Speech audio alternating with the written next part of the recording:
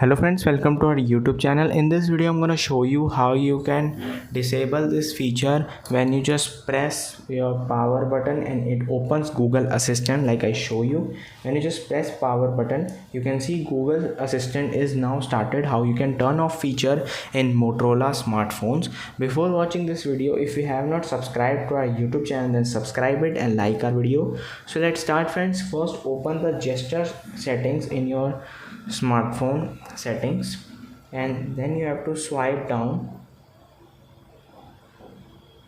You can see there is a press and hold power button. You have to go to power menu and press back. You can see the power menu is showing, not assistant. This is how you can enable it. I hope you like this video. If you like this video, then subscribe to our YouTube channel for more helpful tips and tricks videos. Thanks for watching.